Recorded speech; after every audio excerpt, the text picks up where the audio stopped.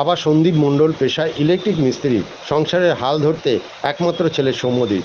গত 4 বছর আগে সে বিভিন্ন প্রতিমা তৈরির কাজ শুরু করে। প্রথমে 2 ফুট উচ্চতায়, এছাড়া 3.5 ফুট উচ্চতার প্রতিমা তৈরি করেছিলেন। এরপর সেই প্রতিমা পাড়ি দিয়েছিল রাজ্যের বিভিন্ন প্রান্তে। এবছর আবারও সেই প্রতিমা তৈরি করার বরাত পায়। কলকাতা নিবাসী এক বাঙালি দুর্গা প্রতিমা তৈরি করার অর্ডার দেন সৌম্যদীপকে। সেই মতো 2 ফুট উচ্চতার প্রতিমা তৈরি প্রায় শেষ করেছেন সৌম্যদীপ। প্রতিমাতে রয়েছে বিশেষ আকর্ষণ, দেবী দুর্গা, মহিষাসুর এবং সিংহের সাজসজ্জা পুরোটাই মাটির তৈরি। কুমোরপাড়ার মৃৎশিল্পীদের তৈরি কাজ নিজের চোখে দেখে সেখান থেকেই শুরু হয় প্রতিমা তৈরি করার ইচ্ছে। গত 4 বছর আগে শুরু করেন বিভিন্ন দেবদেবীর প্রতিমা তৈরির কাজ।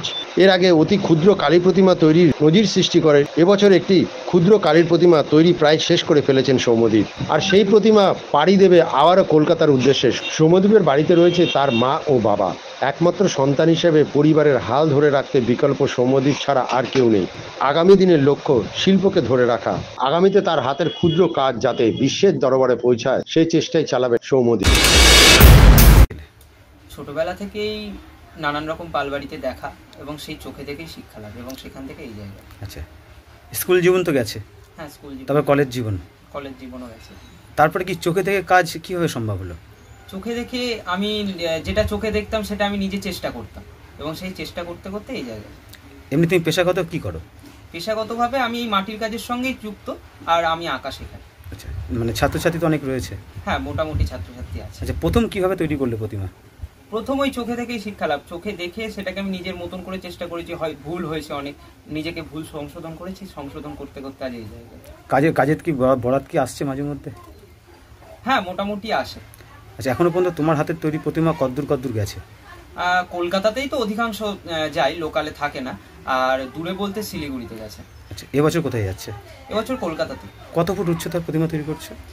আমি এই বছরে তো 2 ফুটের উচ্চতা রয়েছে, গত বছরে 3.5 ফুট 4 ফুটেরও ছিল।